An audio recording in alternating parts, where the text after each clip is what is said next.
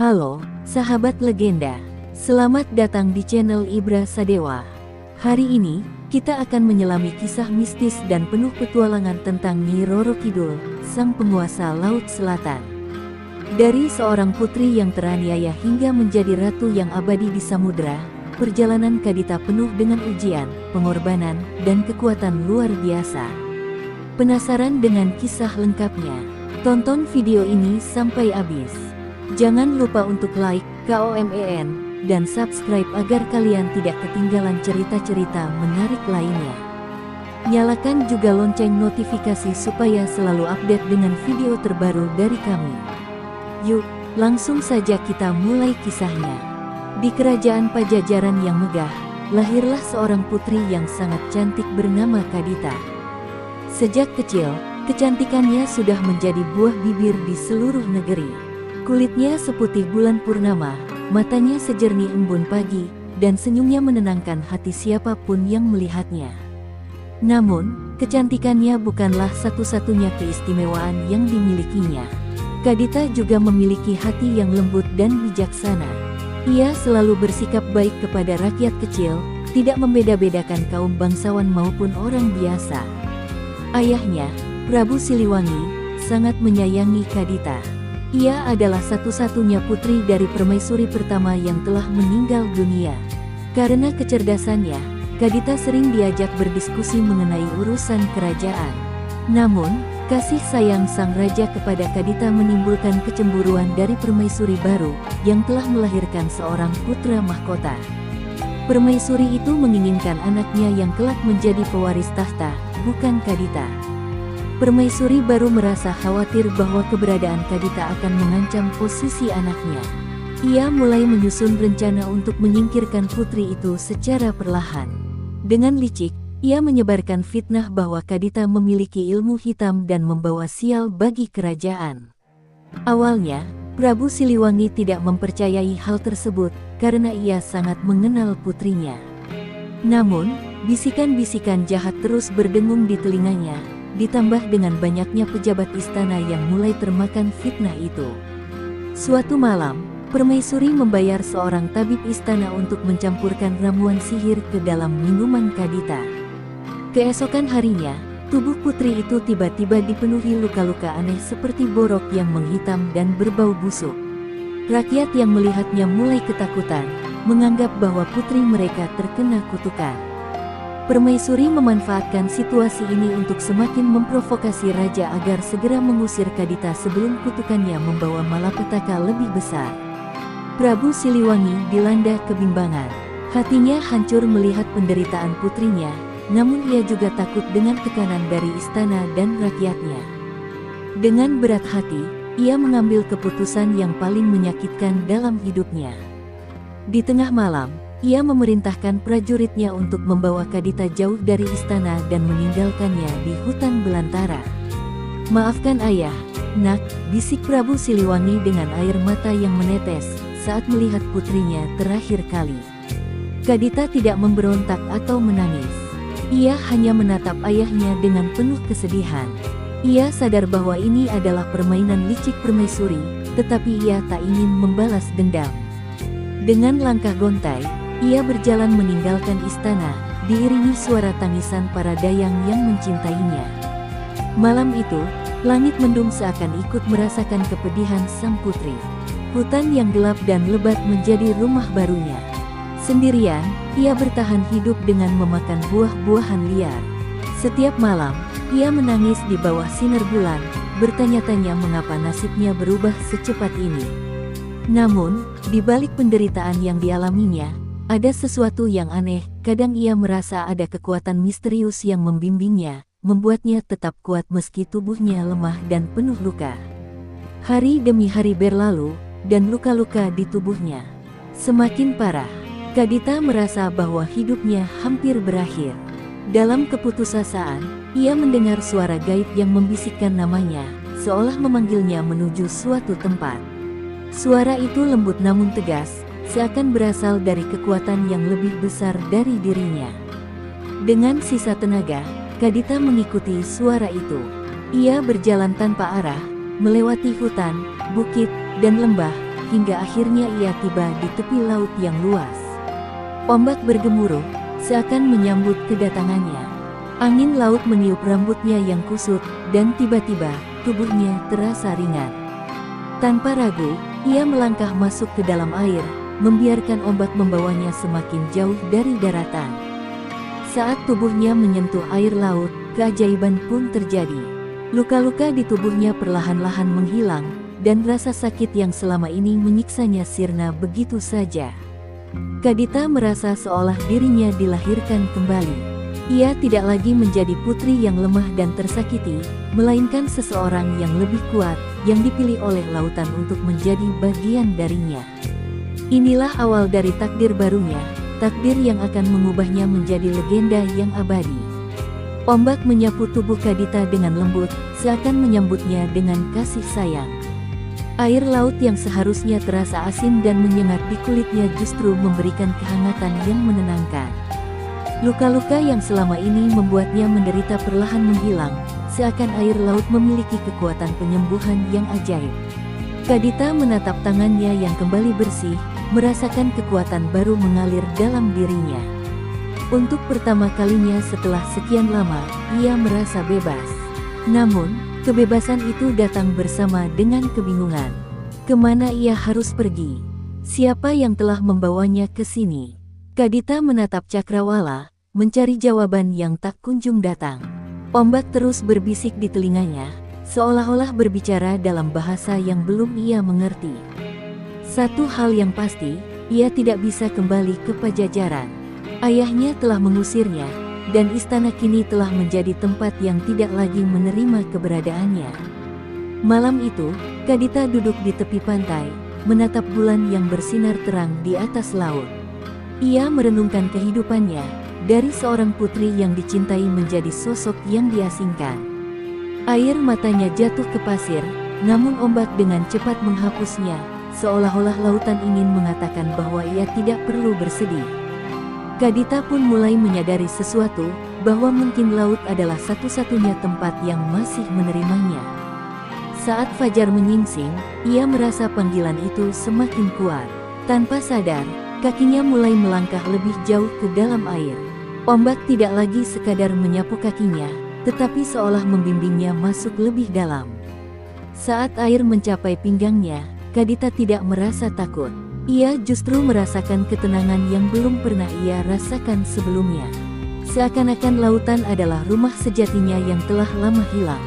Tiba-tiba, suara gaib kembali terdengar, kali ini lebih jelas. "Kau adalah bagian dari kami sekarang," suara itu berbisik, menggema di seluruh pantai. Sebelum Kadita sempat memahami apa yang terjadi, ombak besar datang menerjang, menenggelamkannya ke dalam laut. Ia tidak berusaha melawan. Ia membiarkan dirinya larut dalam arus, membiarkan takdir membawanya ke tempat yang seharusnya. Di bawah permukaan air, Kadita merasakan sesuatu yang luar biasa. Ia tidak tenggelam ataupun merasa sesak. Sebaliknya, ia bisa bernapas dengan mudah, seakan paru-parunya telah beradaptasi dengan dunia bawah laut. Cahaya kehijauan menyelimuti tubuhnya, memberikan kehangatan yang membuatnya merasa lebih kuat. Rambutnya yang panjang berayun lembut mengikuti arus, gaunnya yang compang camping berubah menjadi jubah hijau berkilauan seperti sisik ikan. Dari kegelapan samudra, bayangan mulai bermunculan. Makhluk-makhluk laut dengan wujud misterius mengelilinginya. Matanya bersinar dalam kehampaan. Beberapa menyerupai manusia dengan ekor ikan, sementara yang lain tampak seperti roh yang telah lama mendiami laut dalam. Mereka menatap Kadita dengan penuh hormat, seakan menyambut kedatangannya. Seorang wanita tua berambut panjang muncul di hadapannya. Wajahnya penuh kerutan, tetapi sorot matanya penuh kebijaksanaan. "Kau telah dipilih," katanya dengan suara dalam dan berwibawa. "Lautan telah menerimamu. Sekarang, kau bukan lagi Kadita. Kau akan menjadi penguasa samudra ini, penjaga keseimbangan antara dunia manusia dan dunia laut." Kadita menatap wanita itu dengan penuh kebingungan. "Mengapa aku?" tanyanya, suaranya hampir seperti bisikan. "Karena kau adalah yang terpilih," jawab wanita itu sambil tersenyum. Kau telah melalui penderitaan, tetapi tidak membalas dengan kebencian. Kau telah kehilangan segalanya, tetapi menemukan dirimu sendiri. Itulah alasan lautan memilihmu. Kadita terdiam. Perlahan, ia mulai menerima kenyataan baru ini. Ia bukan lagi seorang putri yang diasingkan. Ia adalah bagian dari lautan, seorang ratu yang akan mengendalikan ombak dan menjaga keseimbangan dunia. Dengan hati yang mantap, ia menerima takdirnya. Sejak saat itu, Kadita tidak lagi dikenal sebagai putri yang terbuang. Ia adalah Nyi Roro Kidul, penguasa pantai selatan yang abadi. Kadita kini telah menjadi bagian dari lautan. Ia tidak lagi merasakan ketakutan atau kesedihan seperti sebelumnya. Ombak yang dahulunya hanya air yang bergerak kini terasa seperti tangan yang membelainya dengan lembut. Suara angin yang berdesir seolah membisikkan kata-kata penghiburan. Namun, meski ia telah menerima takdirnya, ia belum sepenuhnya memahami apa yang harus ia lakukan. Dunia bawah laut masih penuh misteri baginya. Di bawah bimbingan wanita tua yang ditemuinya sebelumnya, Kadita mulai menjelajahi samudra. Wanita itu memperkenalkan dirinya sebagai Nyai Larasari, salah satu penjaga tertua di Laut Selatan. Ia mengajarkan Kadita bagaimana berkomunikasi dengan makhluk-makhluk laut, bagaimana memahami bahasa ombak, dan bagaimana merasakan perubahan yang terjadi di lautan. Laut bukan sekadar air, kata Nyai Larasari. Ia hidup, ia mendengar, dan ia berbicara. Kau harus belajar mendengarnya. Selama berhari-hari, Kadita menjelajahi kedalaman laut. Ia melihat kerajaan-kerajaan bawah laut yang megah, dihuni oleh makhluk-makhluk gaib yang selama ini hanya dianggap mitos oleh manusia. Istana-istana dari batu karang berkilauan di bawah cahaya rembulan, lorong-lorongnya dihiasi dengan mutiara dan batu permata yang berpendar dalam gelap. Kadita merasa takjub, tetapi juga menyadari bahwa dunia ini memiliki aturan dan keseimbangannya sendiri. Di perjalanan, Kadita bertemu dengan para penjaga laut lainnya. Ada sosok-sosok berjubah biru yang menjaga arus samudra, makhluk-makhluk berkepala ikan yang bertugas melindungi karang, serta roh-roh leluhur yang telah lama menjadi bagian dari lautan. Mereka semua membungkuk hormat kepadanya. Kami telah menunggumu, Ratu Laut Selatan, kata mereka. Kadita terkejut, tetapi juga merasa bahwa ia tidak bisa menolak takdir yang telah diberikan kepadanya. Namun, tidak semua penghuni laut menerimanya dengan tangan terbuka. Beberapa makhluk laut yang lebih tua merasa keberadaan Kadita adalah ancaman. Mereka mempertanyakan mengapa seorang manusia bisa menjadi penguasa samudra, sesuatu yang selama ini hanya dipercayakan kepada roh-roh lautan. Apa hakmu menguasai laut ini? Tanya salah satu makhluk besar bersisik perak. Kau berasal dari daratan, kau tidak paham apa yang terjadi di sini. Kadita tidak marah. Ia memahami bahwa kehadirannya memang belum sepenuhnya diterima. Aku tidak meminta kekuasaan ini, jawabnya dengan tenang. Tetapi lautanlah yang memilihku. Aku akan membuktikan bahwa aku layak menjadi bagian dari dunia ini. Kata-katanya penuh keyakinan, membuat beberapa roh laut mulai menerima keberadaannya. Namun, masih ada yang meragukannya, dan Kadita tahu bahwa perjalanan ini belum selesai. Nyai Larasari membawa Kadita ke sebuah gua di dasar laut, tempat di mana arwah-arwah leluhur berkumpul. Disinilah para raja dan ratu laut sebelumnya beristirahat, kata Nyai Larasari. Jika kau ingin diterima sepenuhnya, kau harus melewati ujian mereka. Kadita mengangguk, meskipun ia tidak tahu apa yang akan dihadapinya. Saat ia melangkah masuk, suara-suara berbisik mulai terdengar di sekelilingnya. Sosok-sosok samar muncul, mata mereka bersinar dalam gelap. Kau datang untuk menggantikan kami? Tanya salah satu roh leluhur. Apa yang kau miliki sehingga pantas menerima tahta ini? Kadita tidak gentar. Ia mengangkat wajahnya dan menjawab dengan mantap, aku tidak datang untuk menggantikan siapapun. Aku hanya mengikuti panggilan yang telah diberikan kepadaku. Jika kalian mengizinkan, aku ingin belajar dan menjaga lautan ini, seperti yang kalian lakukan. Keheningan menyelimuti gua. Para roh leluhur saling bertukar pandang, lalu perlahan mengangguk. Cahaya hijau mulai menyelimuti Kadita, tanda bahwa mereka telah menerimanya. Dengan kekuatan yang kini semakin besar, Kadita sadar bahwa ia telah melangkah lebih jauh dalam perjalanannya. Namun, tugasnya baru saja dimulai. Ia kini harus membuktikan dirinya sebagai Ratu Laut Selatan yang sesungguhnya. Setelah diterima oleh para leluhur laut, Kadita mulai merasakan perubahan besar dalam dirinya. Tubuhnya tidak lagi terasa seperti manusia biasa, ia bisa berenang dengan kecepatan luar biasa, memahami bahasa makhluk laut, dan merasakan setiap perubahan yang terjadi di dalam samudra. Namun, di balik semua itu, ia tahu bahwa menjadi Ratu Laut Selatan bukan sekadar tentang kekuatan, melainkan juga tanggung jawab yang besar. Suatu hari, Nyai Larasari membawanya ke perbatasan laut yang lebih dalam, tempat di mana cahaya matahari nyaris tidak dapat menembus. Disinilah para makhluk gaib yang lebih tua berdiam, kata Nyai Larasari dengan suara penuh kehati-hatian. Mereka telah ada sejak awal waktu, jauh sebelum manusia mengenal lautan. Kadita merasakan udara di sekelilingnya berubah. Ada sesuatu yang besar dan kuno yang sedang mengawasi mereka. Dari kegelapan, muncullah sesosok makhluk raksasa dengan mata sebesar obor yang menyala merah. Sisiknya berkilauan seperti baja, dan tubuhnya panjang seperti naga. Suaranya bergemuruh, menciptakan getaran di air. "Siapa kau yang mengaku sebagai penguasa Laut Selatan?" tanyanya dengan nada penuh tantangan. Kadita menatap makhluk itu dengan penuh ketenangan. "Aku tidak mengaku, tetapi lautanlah yang memilihku," jawabnya. "Aku datang bukan untuk menguasai kalian, tetapi untuk menjaga keseimbangan." Makhluk itu mengeluarkan suara rendah, seolah sedang berpikir. "Banyak penguasa yang datang dan pergi," katanya. "Tetapi tidak semua mampu menanggung beban lautan." Dari balik kegelapan, makhluk-makhluk lain mulai bermunculan, beberapa dengan bentuk menyerupai manusia dengan kulit bersisik. Ada yang memiliki sirip besar di punggungnya, dan ada pula yang tampak seperti bayangan tanpa wujud yang jelas. Salah satu dari mereka, seorang wanita dengan rambut panjang berwarna perak dan mata seperti bintang, melayang mendekati Kadita. "Laut adalah tempat yang liar dan tak terduga," katanya. "Apakah kau siap menghadapi apapun yang akan datang?"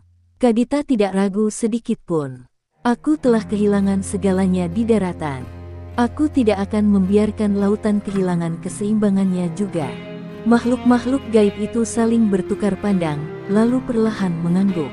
"Jika demikian, maka kami akan mengikutimu," kata makhluk naga raksasa. "Tetapi ingat, lautan tidak bisa dikendalikan sepenuhnya. Ia adalah kekuatan yang bebas. Kau hanya bisa menjaga dan mendampinginya." Dengan diterimanya Kadita oleh para makhluk gaib laut, ia kini benar-benar telah menjadi bagian dari samudra. Namun, ia tahu bahwa perjalanan ini belum selesai. Di luar sana, ada banyak ancaman yang bisa mengganggu keseimbangan lautan, dan ia harus bersiap untuk menghadapi semuanya. Sebab, seorang ratu bukan hanya pemimpin, tetapi juga pelindung bagi seluruh kerajaan yang berada di bawah kekuasaannya. Setelah diterima oleh makhluk-makhluk gaib lautan, Kadita mulai menjalankan tugasnya sebagai Ratu Laut Selatan. Ia berkeliling ke berbagai penjuru samudra, memastikan bahwa kehidupan di bawah laut tetap seimbang. Setiap arus, setiap gelombang, dan setiap bisikan angin laut kini terasa seperti bagian dari dirinya. Namun, meskipun ia telah menjadi bagian dari lautan, ancaman dari daratan masih terus mengintai. Di kejauhan, kerajaan Pajajaran yang pernah menjadi rumahnya mulai mengalami gejolak. Sejak Kadita diusir, permaisuri yang jahat semakin berkuasa, sementara Prabu Siliwangi semakin tua dan lemah.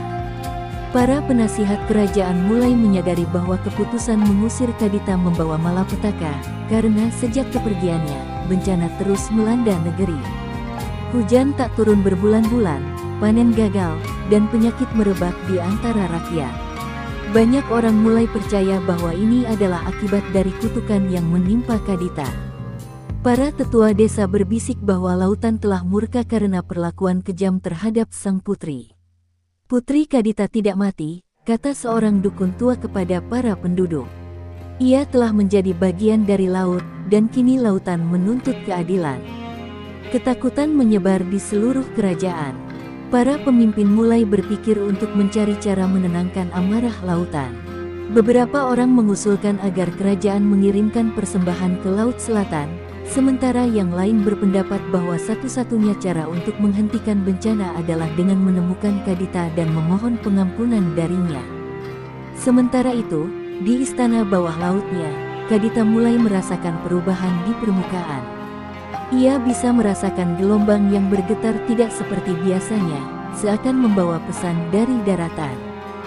Dengan kemampuannya yang semakin berkembang, ia bisa melihat gambaran singkat tentang Pajajaran, negeri yang kini dilanda kekacauan. Kadita tidak merasa senang atas penderitaan mereka, tetapi ia juga tidak bisa mengabaikan takdir yang sedang dimainkan oleh alam. Nyai Larasari datang menemui Kadita dan berkata, mereka mulai menyadari kesalahan mereka. Tapi apakah kau akan memaafkan mereka, setelah semua yang mereka lakukan kepadamu? Kadita terdiam sejenak, lalu menjawab, aku tidak pernah menyimpan dendam, tetapi mereka harus memahami bahwa alam memiliki keseimbangannya sendiri. Apa yang mereka lakukan terhadapku bukan hanya menyakitiku, tetapi juga melukai hubungan antara manusia dan lautan. Hari demi hari, ombak membawa kabar bahwa semakin banyak orang yang berdoa di tepi pantai, meminta pengampunan dari penguasa laut. Beberapa bahkan melemparkan emas dan perhiasan ke laut sebagai tanda penyesalan. Namun, Kadita tahu bahwa permintaan maaf sejati tidak bisa dibeli dengan harta. Di tengah semua itu, permaisuri jahat yang dulu menyingkirkannya justru tidak menunjukkan rasa bersalah. Ia menolak mengakui kesalahannya dan malah mencari cara untuk menaklukkan Laut Selatan. Dengan bantuan seorang dukun sakti, ia berencana menggunakan sihir hitam untuk mengurung Kadita selamanya, agar lautan tidak lagi menentangnya. Namun, lautan tidak bisa ditaklukkan. Saat ritual gelap itu mulai dilakukan, ombak menggila, badai besar muncul, dan suara Kadita menggema di seluruh kerajaan, jangan coba-coba melawan lautan. Peringatan itu hanya awal dari sesuatu yang lebih besar. Kadita tahu bahwa ia tidak bisa diam saja. Jika permaisuri tetap mengganggu keseimbangan alam, ia harus mengambil tindakan. Dan kali ini, lautan akan menunjukkan kekuatannya yang sesungguhnya. Malam itu, langit di atas Laut Selatan berubah menjadi kelam. Ombak bergulung dengan kekuatan yang belum pernah terlihat sebelumnya, dan angin bertiup membawa suara-suara yang berbisik di kegelapan.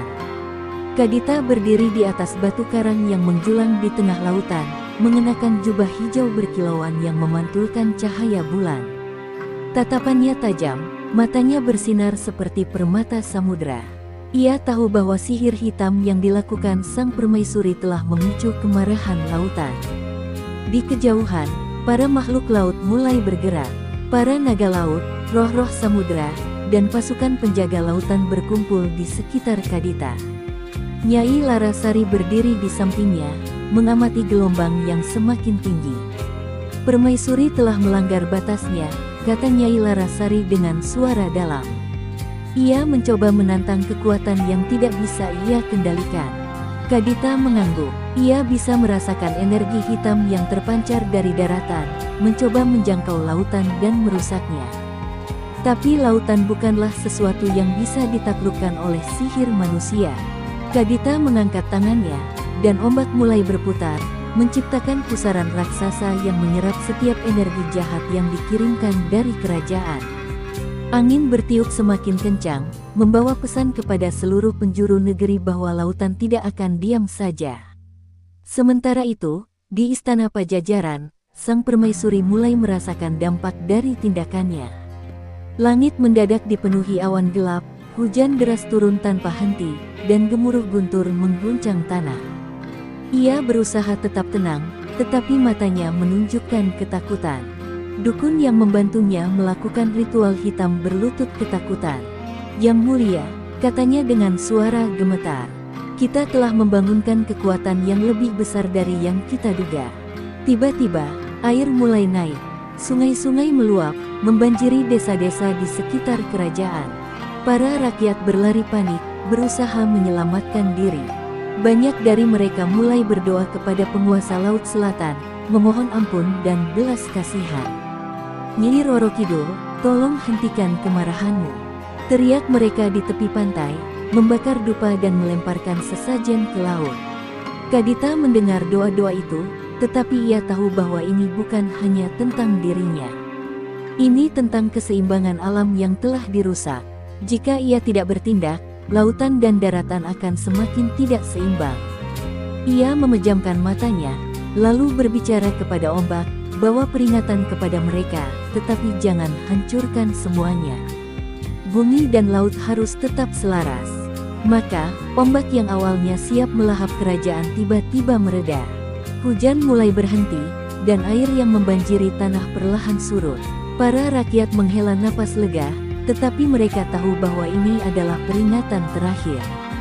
Jika mereka kembali mengulangi kesalahan, lautan mungkin tidak akan sebaik ini lagi. Namun, tidak semua orang selamat dari amukan lautan. Sang permaisuri yang licik mencoba melarikan diri ke hutan, tetapi ia terseret oleh banjir yang datang tiba-tiba. Tak ada yang tahu kemana ia pergi, dan tak ada yang menemukannya lagi setelah itu. Beberapa orang percaya bahwa lautan telah menelannya sebagai hukuman atas kejahatannya. Ketika semuanya mereda, Prabu Siliwangi berdiri di depan istananya, menatap lautan dengan penuh penyesalan. Ia tahu bahwa ia telah kehilangan putrinya, bukan karena kematiannya, tetapi karena keegoisannya sendiri. Dengan suara lirih, ia berbisik ke arah laut, "Maafkan aku, Kadita." Di tengah samudera, Kadita mendengar suara itu. Ia menutup matanya sejenak, lalu berbisik pada angin laut, "Aku telah memaafkan, tapi tak bisa kembali." Sejak hari itu, ia benar-benar menjadi penguasa Laut Selatan yang abadi, menjaga keseimbangan antara manusia dan samudera untuk selamanya. Setelah badai besar yang hampir menghancurkan Pajajaran, keheningan menyelimuti istana. Para penduduk yang selamat mulai merenung, menyadari bahwa mereka telah melakukan kesalahan besar terhadap Kadita. Mereka kini tahu bahwa lautan bukanlah musuh, melainkan bagian dari kehidupan yang harus dihormati. Prabu Siliwangi, yang selama ini diam dalam penyesalannya, akhirnya mengambil keputusan penting. Ia harus memperbaiki hubungan antara kerajaan dan Laut Selatan. Di tepi pantai, para pemuka kerajaan berkumpul untuk mengadakan ritual permohonan maaf. Mereka membangun altar sederhana dari batu karang dan mempersembahkan bunga, dupa, serta perhiasan sebagai tanda penyesalan. Prabu Siliwangi sendiri datang ke sana, berlutut di hadapan ombak yang tenang. Dengan suara lirih, ia berkata, "Wahai penguasa Laut Selatan, aku datang bukan sebagai raja, melainkan sebagai seorang ayah yang telah kehilangan putrinya. Jika kau masih mendengar, terimalah permintaan maafku." Angin laut berhembus lembut, dan ombak bergerak perlahan. Seakan menjawab doa sang raja, langit yang semula mendung perlahan menjadi cerah. Dari tengah lautan, suara bergema dengan lembut. Itu adalah suara Kadita, yang kini telah sepenuhnya menjadi Nyi Roro Kidul. "Ayah, aku tidak menyimpan dendam. Tetapi keseimbangan harus dijaga. Jika Pajajaran ingin tetap berdiri, maka manusia harus menghormati lautan, seperti lautan menghormati daratan." Prabu Siliwangi menundukkan kepala, menerima syarat itu dengan penuh kesadaran. Lalu, bagaimana caranya agar manusia dan lautan bisa tetap hidup berdampingan? Tanyanya. Tiba-tiba, ombak membentuk sosok samar Kadita, mengenakan gaun hijau yang berkilauan seperti permukaan samudra. "Mulai sekarang," katanya, "setiap penguasa Pajajaran harus mengadakan upacara penghormatan kepada Laut Selatan. Jangan ada lagi yang mencoba menaklukkan lautan dengan keserakahan atau sihir hitam. Jika perjanjian ini dilanggar, maka lautan tidak akan lagi bermurah hati." Para penasihat kerajaan mencatat setiap kata yang diucapkan oleh Kadita. Mereka memahami bahwa ini bukan sekadar ritual biasa, melainkan sebuah janji suci antara kerajaan dan alam. Prabu Siliwangi mengangguk dengan penuh tekad. "Aku berjanji, Nyi Roro Kidul, Pajajaran akan menjaga perjanjian ini, dan tidak akan ada lagi yang mencoba melawan kekuatan lautan. Setelah perjanjian itu dibuat, Kadita perlahan menghilang ke dalam ombak. Namun, kehadirannya tetap terasa di udara. Sejak hari itu, hubungan antara manusia dan lautan berubah. Setiap tahun, rakyat Pajajaran mengadakan upacara khusus di pantai, mempersembahkan sesajen untuk Nyi Roro Kidul sebagai tanda hormat dan permohonan perlindungan.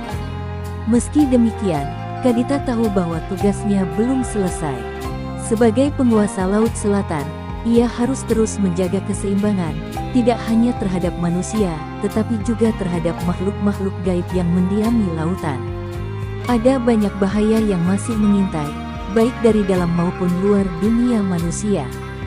Di dalam istananya yang megah di dasar laut, Kadita berdiri di hadapan cermin air yang memperlihatkan seluruh kerajaan Pajajaran. Ia tersenyum tipis, bukan sebagai seorang putri yang terbuang, tetapi sebagai ratu yang telah menemukan takdirnya. Kini, ia bukan hanya bagian dari lautan, ia adalah lautan itu sendiri. Waktu berlalu sejak perjanjian antara Pajajaran dan Laut Selatan dibuat. Setiap tahun, upacara penghormatan dilakukan dengan hikmat, memastikan bahwa hubungan antara daratan dan lautan tetap harmonis. Namun, di luar pengetahuan manusia, sebuah ancaman baru mulai muncul di kedalaman laut yang paling gelap. Sesuatu yang telah lama tertidur kini mulai bangkit, mengganggu keseimbangan yang dijaga oleh Nyi Roro Kidul. Di istana bawah lautnya, Kadita mulai merasakan perubahan aneh. Arus laut yang biasanya mengalir dengan tenang tiba-tiba menjadi liar dan tak terkendali. Beberapa penjaga lautan melaporkan bahwa ada pergerakan tak biasa di dasar samudera, di tempat yang bahkan makhluk-makhluk gaib pun enggan mendekat. "Ratu, sesuatu telah bangkit dari kegelapan," kata seorang penjaga laut dengan nada cemas. Kadita menutup matanya, mencoba merasakan kehadiran kekuatan asing itu. Ia melihat bayangan hitam yang besar, bergerak perlahan di dasar laut, mendekati wilayahnya. "Ini bukan sekadar makhluk laut biasa," gumamnya. "Ini sesuatu yang lebih tua, lebih berbahaya." Nyai Larasari, yang selalu menjadi penasihat setianya, menatap Kadita dengan khawatir.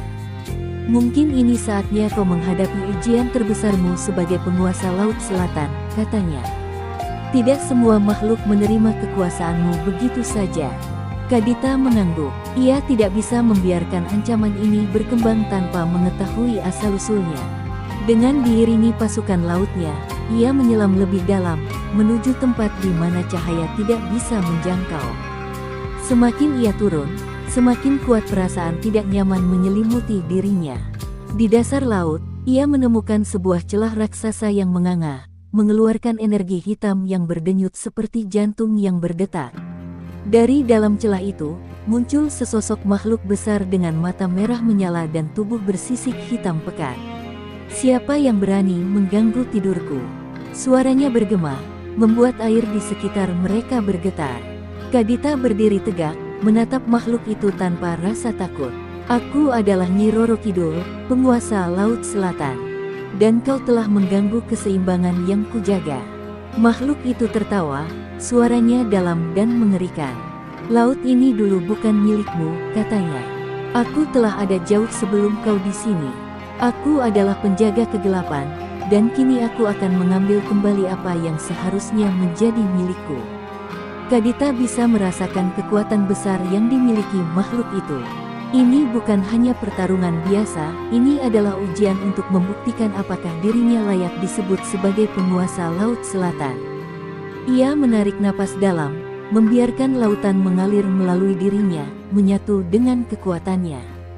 Jika makhluk ini ingin menguasai lautan, maka ia harus menghadapi amarahnya terlebih dahulu. Tanpa ragu, Kadita mengangkat tangannya, memanggil gelombang dan arus yang berputar mengelilinginya. "Keseimbangan lautan tidak akan diganggu oleh kegelapan," katanya dengan suara yang menggema di seluruh samudera. "Aku adalah bagian dari laut ini, dan aku tidak akan membiarkanmu menghancurkannya." Pertarungan pun dimulai. Ombak besar berputar di sekitar mereka, dan kilatan cahaya hijau dari Kadita bertabrakan dengan kegelapan dari makhluk raksasa itu. Pertarungan ini bukan hanya soal kekuatan, tetapi juga tentang siapa yang lebih pantas menjadi penguasa sejati lautan. Pertarungan antara Nyi Roro Kidul dan makhluk kegelapan itu mengguncang samudra. Ombak bergulung, arus laut berputar liar, dan seluruh makhluk laut merasakan ketegangan yang belum pernah terjadi sebelumnya. Cahaya hijau dari Kadita beradu dengan energi hitam yang memancar dari tubuh lawannya, menciptakan kilatan yang menerangi kegelapan dasar laut. Makhluk raksasa itu mengayunkan ekornya yang bersisik tajam, mencoba menghantam Kadita dengan kekuatan dahsyat. Namun, dengan gesit, Kadita menghindar dan membalas dengan pusaran air yang berputar cepat, menyeret makhluk itu ke dalam arus yang menghimpitnya dari segala arah. "Kau tidak berhak menguasai laut ini," seru Kadita dengan suara yang menggema di seluruh lautan. Makhluk itu meraung marah, tubuhnya yang hitam berkilauan semakin gelap, menyerap cahaya di sekitarnya. "Aku telah tertidur selama berabad-abad, menunggu saat yang tepat untuk bangkit kembali," katanya. "Aku adalah bagian dari laut ini sebelum kau ada, dan aku akan mengambil kembali tahtaku." Kadita merasakan bahwa makhluk ini bukan hanya sekadar penjajah, tetapi bagian dari masa lalu laut yang telah lama terlupakan. Mungkin ia adalah roh kuno yang dulunya menguasai lautan sebelum manusia mengenalnya. Namun, kini lautan telah memilih pemimpinnya yang baru, dan Kadita tidak akan mundur. Dengan mengangkat kedua tangannya, Kadita memanggil kekuatan lautan. Gelombang hijau berputar mengelilinginya, menciptakan bentuk naga laut raksasa yang bersinar terang. "Laut bukan milik siapapun, tetapi hanya mereka yang menjaga keseimbangannya yang layak memimpin," katanya tegas. "Jika kau ingin merebutnya kembali, kau harus menaklukkan lautan itu sendiri." Naga air yang diciptakan Kadita meluncur ke arah makhluk kegelapan itu, membelit tubuhnya dengan kuat. Makhluk itu berusaha melawan, tetapi semakin ia memberontak, semakin kuat tekanan air yang mengurungnya. Ia menjerit marah, tetapi kini ia mulai melemah. Energi hitamnya perlahan memudar, terserap kembali ke dalam celah dasar laut dari mana ia berasal. Melihat kesempatan itu, Kadita mengayunkan tangannya ke arah celah tersebut. Dengan satu gerakan tegas, ia menutupnya dengan lapisan air yang begitu padat hingga tidak ada lagi celah untuk makhluk itu melarikan diri. "Tidurlah kembali dalam kegelapan," kata Kadita. "Dan jangan pernah mencoba mengusik lautan lagi." Makhluk itu mengeluarkan raungan terakhir sebelum akhirnya terseret ke dalam kehampaan. Saat celah itu tertutup sepenuhnya, lautan kembali tenang. Arus yang tadinya liar kini perlahan kembali mengalir seperti biasa. Para penjaga laut yang menyaksikan pertarungan itu bersorak, memuji keberanian dan kekuatan ratu mereka. Kadita menghela napas panjang. Pertarungan ini telah menguras tenaganya, tetapi ia tahu bahwa lautan kini lebih aman. Ia menatap ke kejauhan, ke arah kerajaan Pajajaran yang samar-samar terlihat di permukaan. Ia tahu bahwa meskipun ia telah mengalahkan ancaman ini, tugasnya belum selesai. Sebagai penguasa Laut Selatan, ia harus terus menjaga keseimbangan antara lautan dan daratan, karena bahaya bisa datang kapan saja, dari arah yang tak terduga. Setelah pertarungan dahsyat itu, lautan kembali tenang, seolah mengakui kemenangan Kadita sebagai penguasa sejatinya. Cahaya bulan memantul di permukaan air, menandakan bahwa malam telah kembali damai. Namun, di dalam istana bawah lautnya, Kadita masih termenung. Ia tahu bahwa meskipun ancaman besar telah dikalahkan, tugasnya sebagai penjaga lautan tidak akan pernah selesai. Para penjaga laut berkumpul di aula kerajaan, membawa berita dari berbagai penjuru samudra. "Ratu," kata salah satu dari mereka, "makhluk kegelapan telah benar-benar lenyap." Namun, ada kegelisahan di antara makhluk-makhluk laut. Mereka bertanya-tanya, apakah akan ada ancaman lain yang muncul di masa depan. Kadita mengangguk. Ia memahami ketakutan itu.